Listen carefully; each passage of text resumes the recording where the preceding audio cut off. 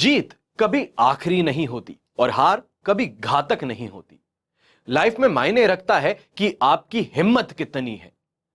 सफलता या सक्सेस का सीक्रेट किसी सामान्य काम को असामान्य ढंग से करने में ही है। नमस्कार, मैं हूं मोहित कमल श्रीमाली। देश विदेश में बैठे सभी दर्शकों को मेरा हृदय से स्वागत है। इस विशेष कार्यक्रम में हम बात कर रहे हैं साप्ताहिक राशिफल की। इस विश्लेषण में हम बात कर रहे हैं आपके राशि की, और खास तौर पे बात जब तारीख की हो तो 10 से 16 जुलाई 2023 आपके लिए कैसा रहेगा। स्वास्थ्य हो, व्यापार हो, गृहिणी हो, युवक हो, शिक्षक हो, सभी के लिए ये समय कैसा रहने वाला है। आप सभी के सुझाव बहुत अच्छे लगे थे। पिछली बार जब साप्ताहिक राशिफल दिया गया तो आप सभी से एक विनती थी कि जो आपके सुझाव हैं, जो आप चाहते हैं इस राशिफल में देखना, वो सभी बताइएगा। आप सभी ने बहुत ज्यादा सपोर्ट करके अपने सजेशंस दिए और उन सजेशंस को इस राशिफल में इंप्लीमेंट करते हुए इसे बेहतरीन बनाने की कोशिश जारी रहेगी। जैसे कि आपको आज का राशिफल बहुत अच्छा लगता है, उसी तरीके से कोशिश यही है कि साप्ताहिक राशिफल भी आपकी जिंदगी का एक अहम हिस्सा बन जाए। इस राशिफल के अंत में आपके साथ में इस सप्ताह के लिए विशेष उपाय सेगमेंट में बताने जा रहा हूं कि आपकी आर्थिक उन्नति के लिए, स्वास्थ्य के लिए एवं कर्ज से मुक्ति के लिए आप क्या उपाय कर सकते हैं। चलिए अब बात करते हैं साप्ताहिक राशिफल की, और सबसे पहले बात करेंगे आपके राशि की। कुंभ राशि के लिए हफ्ता मैं कहीं ना कहीं पे स्ट्रगल के साथ में सक्सेस और उसके साथ में एक्सपोजर की बात करता हूं। यहां ना ही सिर्फ आपको बार बार अपनी ट्रैक को चेंज करना है, यहां पर सक्सेस के साथ में यहां कोशिशें आपको ज्यादा करनी पड़ेगी।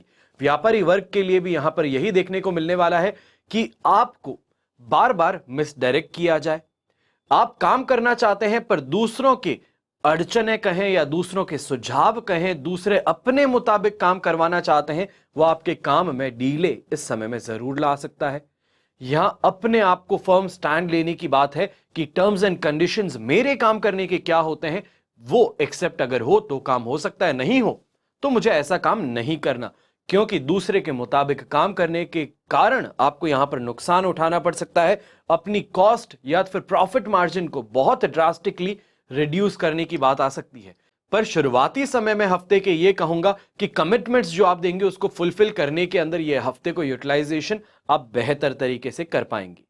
अगर सोचते ज्यादा रह गए, यहां पे कैलकुलेटिव दिमाग ज्यादा लगा लिए, तो इसके कारण होगा क्या कि डीले करते हुए अपने काम में विलंब ला करके नेगेटिव टाइम जोन के अंदर आपको एंटर करना पड़ेगा। अब मेजॉरिटी जो हफ्ता है ये आपका, ये है स्ट्रगल का, जैसे कि मैंने आपको बताया। तो वहां पे अपने स्टाफ का समर्थन ना मिलना, छुट्टियां बार बार होना हर किसी का, इसके कारण परेशान होना पड़ सकता है।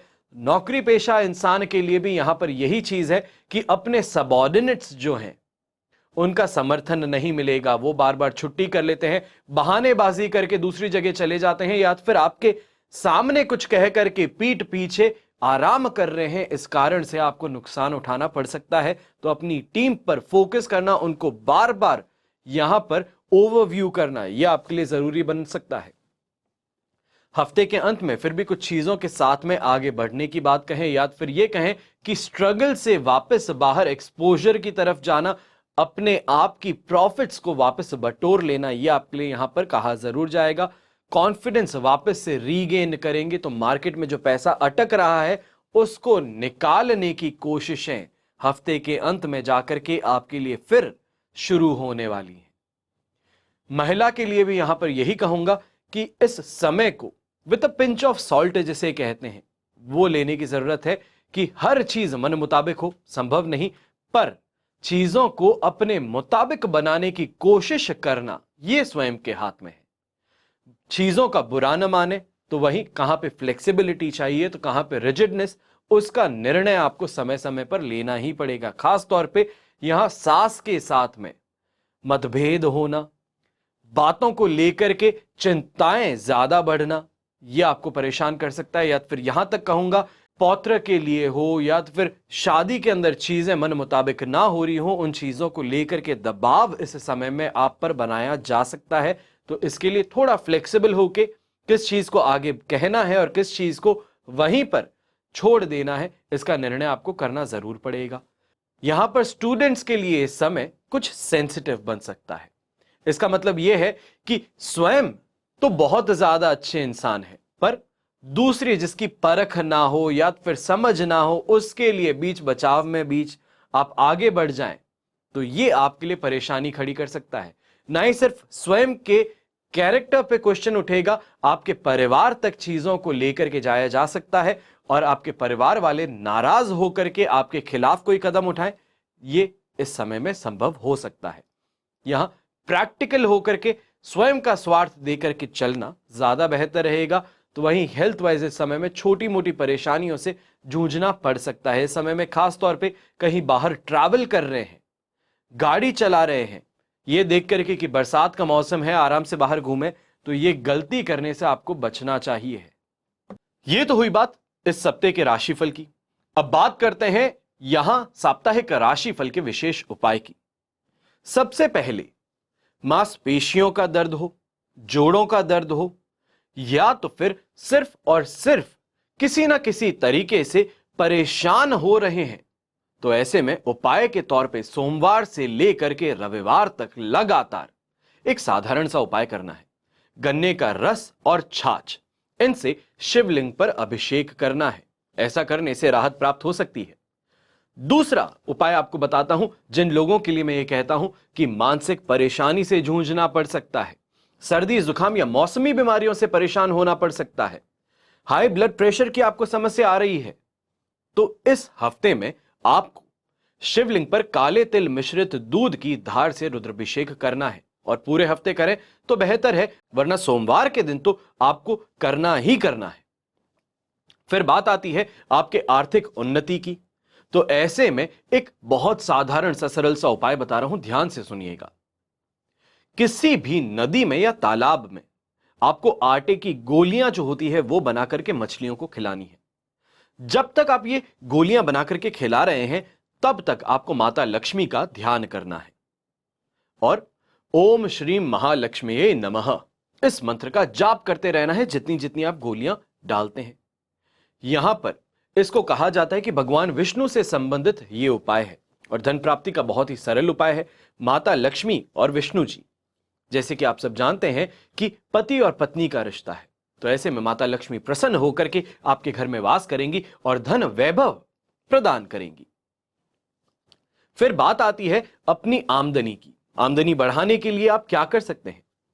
तो जैसे कि आप जानते हैं कि श्रावण माह चल रहा है, तो इसमें किसी भी दिन घर में पारद शिवलिंग अगर आप स्थापित कर सकते हैं, बस इस बात का ध्यान रखें कि पारद शिवलिंग जो है वो प्राण प्रतिष्ठित हो। और इस श्रावण माह में ये जो नंबर्स आप देख रहे हैं, अगर इस पे भी संपर्क करते हैं तो प्राण प्रतिष्ठित पारद शिवलिंग एवं आपके लिए चरण पादुका हो, रुद्राक्ष माला हो, जागृत रुद्राक्ष माला हो, तो उन्हें आपके लिए यहां पर निर्माण किया जा रहा है।